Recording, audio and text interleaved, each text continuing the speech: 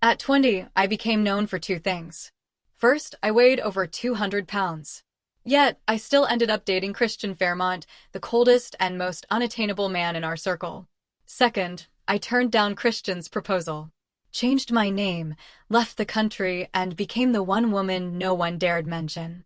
Around him, the forbidden, unattainable love he could never let go. For the next 5 years, Christian shut himself away in a church and refused to see anyone. Just when everyone thought he was about to become a priest, he suddenly announced his engagement. He made such a spectacle of it that even I heard about it all the way in Goldridge. That alone showed how much he valued his bride too. I booked the first flight home that same night. Everyone who saw me reacted the same way. First, they stared at how completely I had changed, how much weight I had lost, how I looked like a different person. Then they sighed. "Juliana, you came back too late." Even Christian looked at me with cold, distant eyes. "When you walked away and left me behind, did you ever think that 5 years later you'd regret it?" "Regret?" I shook my head. "I don't regret it. I was already married and had a child." I did not return to Imperius for Christian Fairmont. When newspapers and Goldridge began flooding the headlines with news of his engagement, my father called. "We finally got a lead on your mother's belongings." That was why I booked a flight that same night. By the time I landed in Seattle, rain was pouring down. I dragged my suitcase toward the underground parking garage and quickly located the car my father had arranged, matching the license plate he had given me. The moment I opened the door, my breathing halted. Christian sat in the back seat. He wore a perfectly tailored suit, and 5 years had done nothing to soften his distant, untouchable air. He looked exactly as I remembered, old, restrained, and untouchable. I thought out loud, I must have the wrong car, and began to close the door, but he spoke. "Wrong car?" "No, I came to pick up Jesse for Mr. Winslow. I just happened to be picking you up as well." The name caught me off guard. Jessica Winslow was my father's affair child, only 6 months younger than me. I stared at Christian's profile. A moment later, the truth settled into place. His fiancée and Jessica were the same person. He noticed my reaction and lifted a brow. "My engagement was announced and you rushed back almost immediately. You obviously care a great deal, yet you pretend not to know who I'm marrying. Juliana Winslow, do you ever get tired of acting?" The mockery in his voice was unmistakable. I took the front passenger seat. My hand paused on the seatbelt. "I came back to deal with something personal, not because of you." He let out a quiet scoff as if I had told him a joke. "If you're going to make excuses, at least make them convincing." It's true. And while I was abroad, I never finished. Before I could say that I had gotten married and had a child, a woman's voice called from nearby. "Chris, come help me with my suitcase." "I can't push it." Christian stepped out. In the rearview mirror, I watched him take Jessica's suitcase, then pull her into his arms with easy familiarity. She said something in a spoiled, sugary tone. Her gaze drifted toward the car, met mine in the mirror, then slid away at once. They got back in. Jessica gave Christian an exaggerated kiss, then turned to me as though she had only just noticed me. "Julie, Dad said, you might be coming back soon." I didn't believe him. "I can't believe it's really you." She looked me up and down. "You've lost so much weight. I almost didn't recognize you. Were things that hard for you overseas?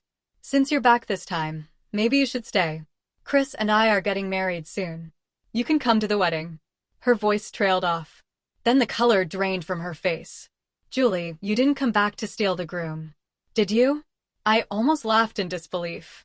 I had just opened my mouth when Christian spoke first. "Don't worry, I won't let anyone disrupt our wedding." He reached over and ruffled her hair with surprising gentleness. Jessica still looked uneasy. "But everyone says she was your unattainable love. Now that she's back, am I supposed to step aside?" "There was never any unattainable love. That was all made up. Stop overthinking it. You're the only one in my heart." Christian answered without hesitation. As he spoke, he flicked a glance at me. I had already closed my eyes. After more than 10 hours in the air, every part of me ached. The atmosphere between them made it clear. There was no place for me in that car. Since that was the case, I might as well rest. The air inside the car seemed to tighten for a moment. Then Christian said, his voice hard, drive. The car pulled into the rain. I listened to it drum against the windows. My mind had just begun to drift when Jessica woke me again. Julie, the designer, just called. My wedding dress is ready, and I'm going to try it on now. Do you want to come with us? I opened my eyes. The exhaustion had not lifted. No, I want to go back to the old estate first. Something in Christian's expression shifted as though he had seen through me. Jessica said it for him. So, you don't want to come because you can't stand seeing me in a wedding dress next to Chris. They both seemed utterly convinced that I had come back for him. A headache began to build behind my eyes. I pressed 2 fingers to my temple and explained again. I came back because I have something to handle. It has nothing to do with your marriage. The next second, the car slammed to a stop at the side of the road. Christian's voice turned sharp. If this has nothing to do with us, then get out. We are not going the same way from here. Jessica handed me an umbrella at just the right moment. With a faint smile, I said nothing. I opened the door and stepped out. By the time I grabbed my luggage, the car was already gone. It had sped off, splashing roadside water all over me. Meanwhile, the umbrella was broken. I struggled with it for a long time, but it would not open. Within minutes, I was soaked through with the rain. It fell too hard to catch a cab. Finally, I found a spot with a little cover, then called my best friend, Rachel Tanner, and asked her to pick me up. While I waited, I checked my phone and saw a voice message from my husband, Virgil Carrington. He had sent it an hour earlier. I tapped it open and my daughter's voice came through at once. Mommy, Daddy said my visa should be ready soon. Just 10 more days and I can come to Imperios with Daddy to find Mommy. Her soft voice brought a smile to my face. I wanted to call them then, but I realized it was already late at night in Goldrich. Virgil and Anna were probably asleep already, so I did not start a video call. I sent back a gentle voice reply instead. After I closed my chat with Virgil, I saw a new post from Jessica. My sister's back in the country. It should be a happy thing, but for some reason, I feel a little sad. The attached photo showed my side profile as I slept in the car. The comments had already exploded. Oh my god, Juliana is back. She actually got this skinny. Why did she come back now? Is she trying to steal the groom? She can try all she wants. Chris has moved on. It doesn't matter how much she changed. She came back too late. Sending hugs. Jesse, you treated Juliana like a sister and she comes back just to steal your man. Shameless. At the very bottom was Christian's reply. Don't be upset. Only you will ever be my Mrs. Fairmont. Jessica replied with a heart. My temple throbbed. I locked my phone and put it away. It was better not to look. Before long, Rachel arrived and picked me up. She had obviously seen Jessica's post because she spent the entire drive complaining on my behalf. I seriously don't know if Jessica ever gets tired of putting on that act. You're back and I am so happy.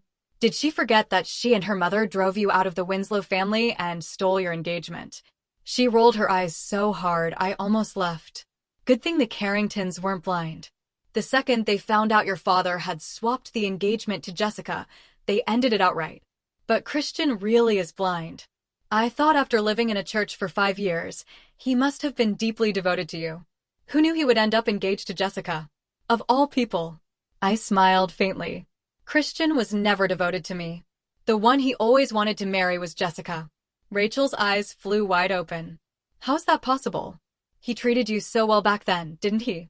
The answer stirred inside me and brought back the old pain, sharp enough to scorch my lungs. I was 13 when my mother found out my father was cheating. She could not accept it. She walked into the sea and killed herself. Not even a body was recovered. From that day on, my life felt like a nightmare I couldn't escape. After my mother's funeral, my father brought Jessica and her mother home. They took my room, sold my mother's belongings whenever they pleased, and framed me more than once. In the end, they pushed my father into throwing me out of the house.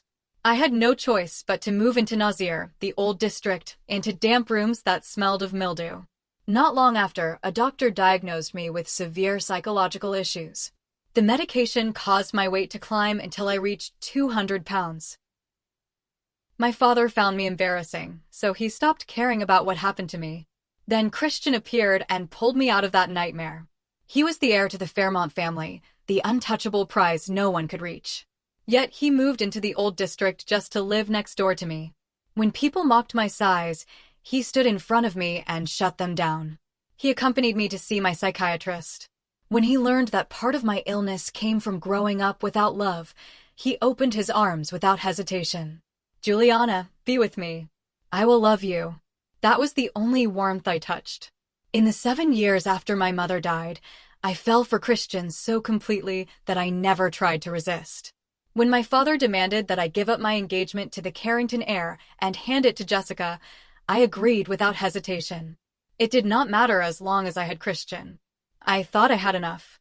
That day, I returned to the old district feeling lighter than I had in years, only to find Christian, drunk off his head. He caught my hand, pulled a ring from his pocket, and slurred, "Juliana, marry me?" Sweetness flooded my chest. I didn't even have to answer before he passed out. I tried to help him back to his room, but then his phone lit up. A message from his friend, Jason Moore, appeared on the screen. "Jason, Chris, are you seriously proposing to Pidgeana? Even if you can't marry Jessica, you don't need to ruin the rest of your life on her." I froze. A second later, I realized Pidgeana meant me. My whole body went rigid. My hands shook as I picked up his phone and scrolled through his earlier messages with Jason Christian. "Jessie thinks being an illegitimate daughter makes her too tainted for me. She thinks she is beneath me. So I will find a woman even more beneath her and prove I don't care about any of that. Christian, I found one. Her name is Juliana. She is fat and poor. She is low enough, below Jessie. She is 10,000 times better than her. Christian, I might have overdone the act. That fatty is so in love with me now. I'm honestly worried she will cling to me when I dump her. Christian, turns out Juliana is Jessie's sister. She has been bullying Jessie for years. And she even shoved the engagement she didn't want onto Jessie. Christian, I want to tear Juliana apart. But Jessie doesn't want me to hurt her. She says that is still her sister. So she asked me to treat her well. That's fine. I might as well marry her then. That way, even if I can't marry Jessie, Jessie and I will still end up as family. I felt as if I had been dropped into an ice pit. That was the truth. Christian had never loved me. Not once. Every bit of tenderness. Every moment he protected me. Every soft word he had given me had been false. I was a tool he used to prove a point. A backup choice he reached for in his own despair. The image of my mother walking into the sea, after learning she had been betrayed, flashed before my eyes.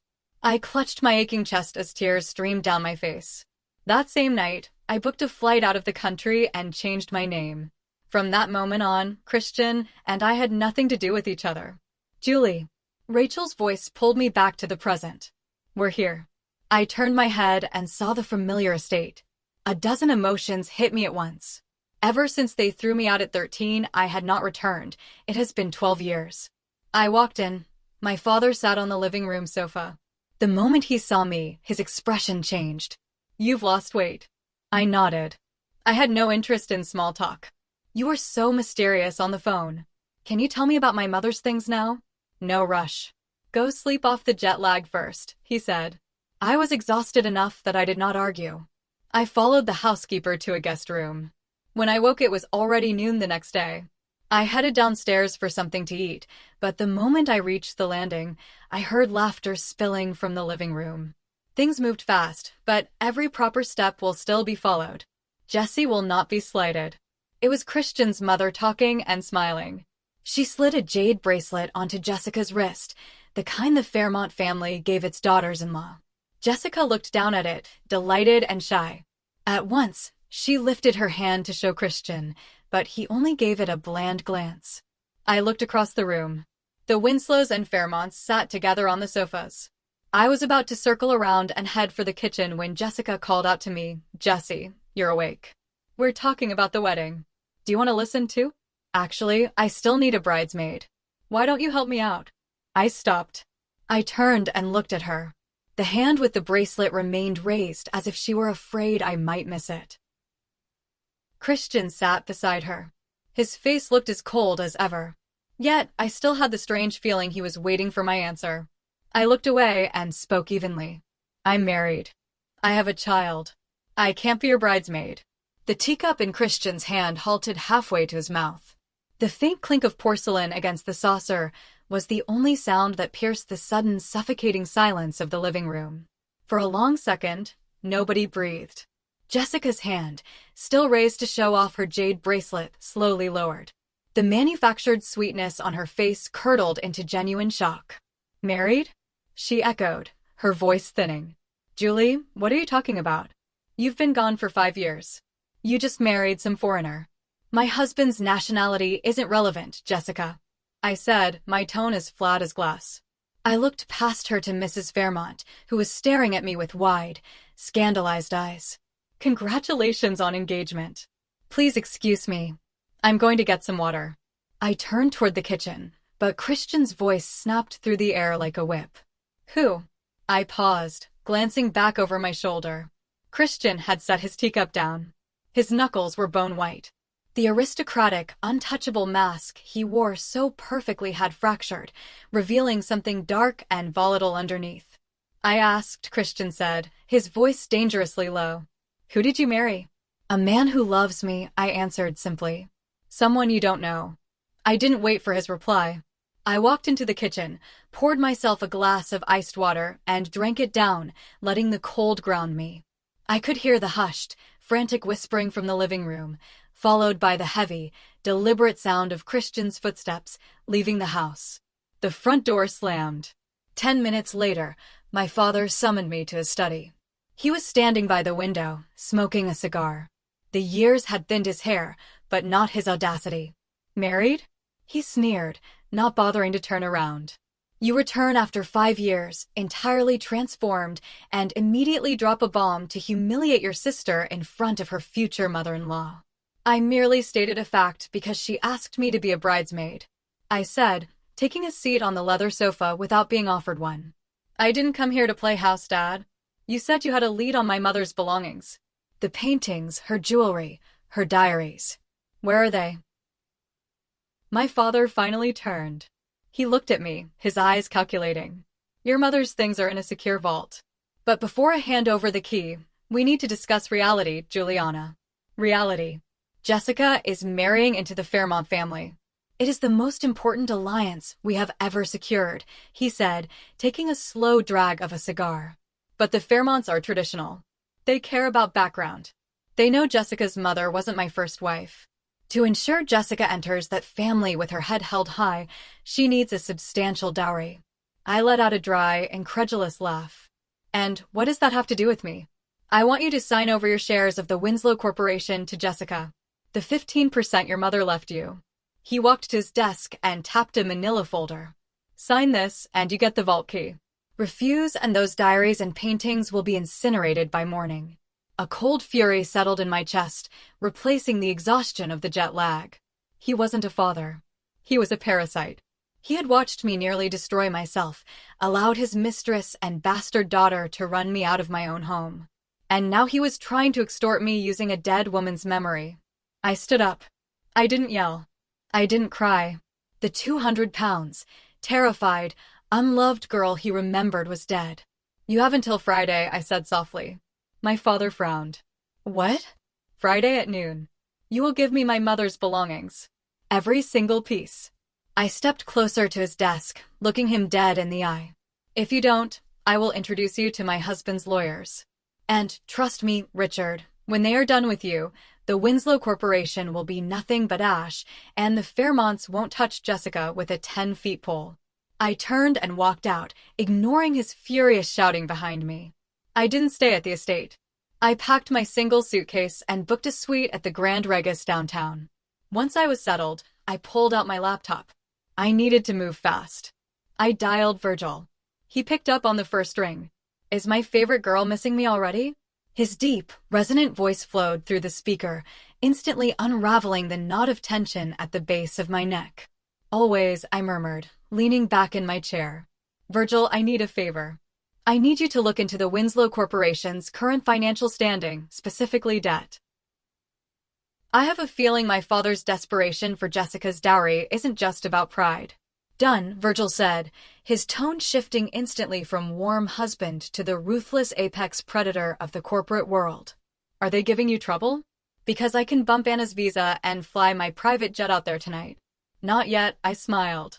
I want to handle my father on my terms, but I miss you both of you. Anna drew a picture of you on the plane today. He chuckled softly. We'll be there soon, Julie. Hold the fort. The next 3 days were a blur of meetings with private investigators and lawyers I had hired locally. Virgil's intelligence report came through within 24 hours. The Winslow Corporation was bleeding money. My father had made several disastrous investments overseas. He needed the Fairmont marriage not for prestige, but to save him from bankruptcy. On Thursday evening, Rachel dragged me out to a high-end restaurant in the city center to celebrate my emancipation. I still can't believe you told them you were married and just walked away. Rachel laughed, sipping her martini. Jessica posted a cryptic quote on Instagram an hour later about people who try to ruin others' happiness out of jealousy. She is terrified of you. She has nothing to be terrified of. I said, cutting into my steak. I don't want Christian. I wouldn't take him back if he came plated in gold. Speak of the devil, Rachel whispered, the color draining from her face as she looked past my shoulder. Before I could turn, a heavy hand gripped the back of my chair. The scent of cedar and cold rain washed over me. Christian. Rachel, Christian said, his voice clipped. Leave. I don't take orders from you, Christian. Rachel shot back, though she looked nervous. It's fine, Rachel, I said calmly, wiping my mouth with a napkin. Give us a minute. Rachel hesitated, then grabbed her purse and walked toward the bar. Christian pulled out the chair across from me and sat down. He looked terrible. His usually immaculate hair was slightly unkempt, and there were dark shadows beneath his eyes. For a man who had just announced his engagement, he looked like he was attending a funeral. Why are you lying? He asked. There was no preamble, no politeness, just a raw, ragged demand. I don't know what you mean. The marriage, he sneered, leaning forward, his eyes burning into mine. It's a lie.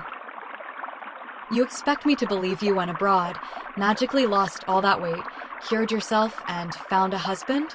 You came back because you heard about my engagement. You're doing this to punish me. I stared at him. The sheer unadulterated arrogance of the man would have been funny if it wasn't so pathetic. Christian, not everything in the universe orbits around you, I said evenly. Then who is he? He demanded, slamming a hand on the table. The silverware rattled. Several patrons looked over. Show me a picture. Tell me his name. If he's so real, where is he? He's in Goldridge, I replied. My voice steady. And I don't owe you proof of my life. We haven't been anything to each other for 5 years. We were everything. Christian hissed, leaning so close, I could see the faint pulse jumping in his jaw. I took care of you. I protected you. You were the only thing that mattered to me, and you walked away without a word. The sheer rewriting of history made my blood run cold. You protected me? I whispered, leaning forward, letting the ice in my veins seep into my voice. You protected me, Christian. Is that what you were doing when you texted Jason Moore? Christian froze. The breath hitched in his throat. Is that what you were doing when you called me Pigiana? I continued, my voice dead silent, but carrying the weight of an executioner's blade. When you told Jason that I was just a fat, poor backup choice, there to prove to Jessica that you didn't care about status. When you said you were afraid the fatty would cling to you. Christian's face went chalk white. His lips parted, but no sound came out. The arrogant, untouchable air looked as if he had just been shot in the chest. I saw your phone that night, I said, feeling a profound sense of closure wash over me. The night you proposed, I saw the messages. I saw what I really was to you. Juliana, his voice was a broken rasp. Juliana, no, you don't understand. I was stupid. I was angry at Jesse. Yes, but after a while, it wasn't an act. I swear to God, it wasn't an act. I loved you. You loved the power you had over a broken girl. I corrected him. You loved playing savior, but you didn't love me. And even if you did, it was built on poison. I stood up, tossing a few bills onto the table. Don't ever approach me again, Christian. Go marry Jessica. You two deserve exactly what you'll get from each other. I walked away, leaving Christian sitting in the middle of the crowded restaurant, staring at the empty space where I had been, looking utterly, completely destroyed. Friday arrived. Instead of my father calling me to hand over the key to the vault, I received an invitation delivered by courier to my hotel room. It was an invitation to the Fairmont Winslow engagement gala held at the Fairmont family's private country club that evening. Attached was a handwritten note from my father. "Your mother's things are at the venue. Come tonight, sign the papers, and take them or they burn." He was forcing my hand, trying to make me publicly validate Jessica's position by attending as the supportive older sister. If I caused a scene there, I would look like the bitter, jealous ex. If I smiled and played along, I gave them the legitimacy they desperately needed. I checked my phone. A text from Virgil sat at the top of my screen. "Landed. See you tonight, Mrs. Carrington." A slow, sharp smile spread across my face. I called the front desk, "Send up the hair and makeup team, please," and pulled a black velvet dress out of my garment bag. By 8 p.m., I stepped out of a hired town car at the Fairmont Country Club. Flash bulbs went off like lightning as reporters clamored at the barricades. I walked the red carpet with my spine straight. I wore a backless, floor-length black velvet gown. My hair was swept up, and the only jewelry I wore was my diamond wedding band. When I entered the grand ballroom, heads turned. The whispers started immediately. I had been the joke of this social circle 5 years ago. The overweight, pathetic girl who trailed after Christian. The woman walking through the doors now was someone they didn't recognize. Jessica spotted me first. She was draped in custom white silk clinging to Christian's arm. When she saw me, her smile faltered, a flash of pure envy crossing her features before she masked it. Christian, beside her, looked up. When his eyes met mine, he stopped breathing. He looked physically ill. Jessica tugged him forward, marching straight toward me. My father trailed behind them, a smug look on his face. "Julie," Jessica chirped, her voice carrying over the string quartet playing in the corner. "You actually came. I was so worried your husband wouldn't let you out of his sight." "Where is he, by the way?" "Couldn't afford the flight." A few socialites standing nearby snickered behind their champagne flutes. "He's running a little late," I said smoothly. I looked at my father.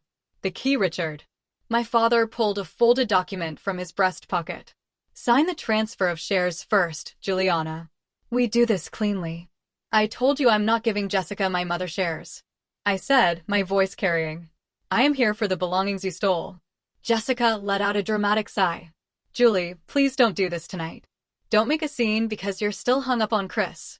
I know it's hard seeing us together, but making up a fake husband and trying to ruin my night won't make Chris love you." Christian abruptly pulled his arm out of Jessica's grip.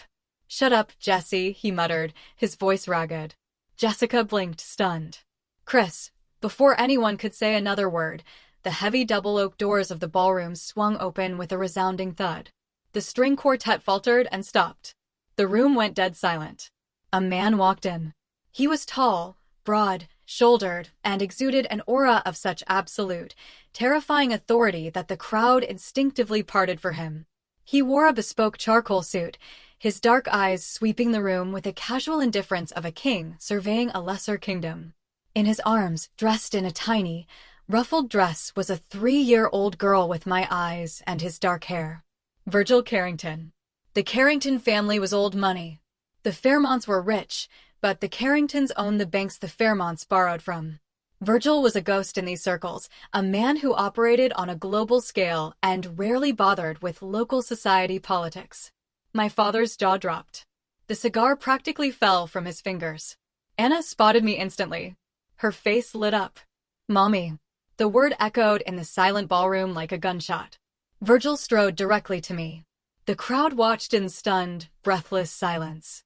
When he reached me, his cold, terrifying demeanor melted into a smile that made my heart flutter just like it had on our wedding day. He set Anna down, and she immediately wrapped her arms around my legs. "Sorry I'm late, darling," Virgil said, wrapping an arm around my waist and pressing a kiss to my temple. The traffic from the private airfield was atrocious. He turned, his arm securely around me, and faced my father, Jessica, and Christian. Christian looked like a man who had just watched his own executioner sharpen the axe. His eyes darted from me to Virgil, to the little girl hugging my knees.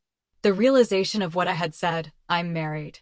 I have a child," finally settled into his bones, crushing him under its weight. "Lord Carrington," my father stammered, stepping forward, his face pale and sweating. We had no idea you were in Seattle. If we had known." "Save it, Winslow," Virgil said, his voice dropping 10 degrees. The warmth was gone, replaced by pure ice.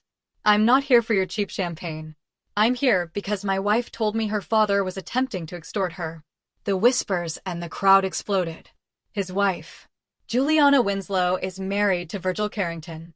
Jessica's face twisted in denial. No, that's impossible. "Julie, you were engaged to him years ago, but the Carringtons annulled it." Virgil looked at Jessica as if she were a stain on the floor. "My father annulled the engagement because your father attempted to swap Juliana out for you, an illegitimate daughter. We had no interest in marrying into trash. I met Juliana independently in Goldridge 4 years ago. I fell in love with a woman of grace, brilliance, and strength. A stark contrast to the family she left behind." He signaled with his free hand. His assistant stepped forward from the crowd carrying a heavy metal lockbox and handed it to me. My breath caught. It was my mother's lockbox. "How did you?" I looked up at Virgil. "I bought the debt on the Winslow Corporation yesterday morning," Virgil said loudly, ensuring every reporter, investor, and socialite in the room heard him. "Your father's company is heavily overleveraged. When the bank called in the loans this afternoon, he defaulted. His assets were seized an hour ago, including the vault contents. The lockbox is yours legally and freely." "Julie," my father let out a choked, strangled sound. You bought my debt?" No. The Fairmonts are backing me." "Christian." He turned wildly to Christian. "Christian, tell him the Fairmont Capital is backing the Winslows." Christian didn't look at my father. He didn't look at Jessica. He was staring at me. His eyes were red-rimmed, swimming with grief so profound and absolute it looked like it was physically tearing him apart. He looked at Virgil's arm around my waist. He looked at my daughter holding my hand. He looked at the confident, unbroken woman standing before him, and he finally understood the magnitude of what he had thrown away. "Chris," Jessica pleaded, grabbing his sleeve. "Chris, do something. Tell them." Christian slowly pulled his arm away from Jessica. He looked at her, his expression entirely dead. "It's over, Jessie." Jessica froze. "What? The wedding? The engagement? It's over." Christian's voice was hollow. "I can't do this anymore. I can't look at you without remembering what I did. What I destroyed. Chris, no. You love me. You said I was the only one in your heart." Jessica screamed, her carefully curated, sweet facade shattering into ugly, desperate pieces. "I lied," Christian whispered. But he wasn't looking at her. He was looking at me. "I lied to myself. I lied to everyone because the truth was too late." He took a step toward me. Virgil's posture immediately shifted, a silent, lethal warning, but I placed a hand on my husband's chest, signaling it was okay. "Juliana," Christian breathed, tears finally spilling over his lashes. "If I had told the truth that night, if I had admitted I loved you, would you have stayed?" The ballroom was dead silent, every ear strained to hear my answer. I looked at Christian Fairmont. I looked at the man who had pulled me out of the dark, only to drop me into a deeper abyss. And looking at him now, stripped of his arrogance, weeping in front of the city's elite, I realized I felt absolutely nothing. No anger, no cut, just profound apathy. "No," I said softly, because the man I loved never existed. He was just a mask you wore. I'm just grateful it slipped before I gave you my life." I turned to Virgil. "Can we go home now?" Virgil's eyes softened as he looked down at me. "Always." He picked up Anna, holding her securely against his shoulder. Taking my hand, he led us out of the ballroom. The crowd parted for us in stunned silence. As we walked out the grand doors, I heard the sound of Jessica shrieking in hysterics and my father shouting for his lawyers. But I didn't look back. The Seattle rain pelted against the window of the private jet as we broke through the clouds, leaving the gray city behind. The moment we leveled out, the sky turned a brilliant, piercing blue. Anna was asleep in the cabin's bed, exhausted from the excitement. I sat in one of the leather seats, my mother's lockbox open on my lap. Inside were her diaries, her favorite pearl necklace, and a small, Framed photo of her holding me as a baby. Tears pricked my eyes, but they were tears of peace, not sorrow. Virgil sat across from me, a glass of scotch in his hand. He was watching me with that quiet, intense devotion that still gave me butterflies. "Are you okay?" he asked softly. "I'm perfect," I said, closing the box and resting my hand on the cool metal. Over the next few weeks, the news out of Seattle was relentless. The Winslow Corporation officially filed for bankruptcy. My father was under investigation for corporate fraud. Jessica, dumped so publicly and spectacularly, became a pariah in the social circles she had once lorded over. She tried to sell her story to the tabloids, but Carrington lawyers buried her in cease and desists before a single word could be printed. As for Christian Fairmont, the rumors said he stepped down from his position at the family company. He vanished from the public eye, retreating back into the isolation he had built for himself over the last 5 years. People said he had gone mad, obsessed with a ghost he could never reach, paying the price for a joke that had cost him his soul. But I didn't care to read the details. I was sitting on the sunlit patio of our home in Goldrich, watching Anna chase the golden retriever across the grass. Virgil stepped out through the glass doors, holding 2 cups of coffee. He handed me one, then wrapped his free arm around my shoulders from behind, pressing a kiss to the crown of my head. "What are you thinking about?" he murmured against my hair. I leaned back into his chest, feeling the steady, solid beat of his heart. "Nothing." I smiled, taking a sip of the warm coffee. "Just enjoying the view."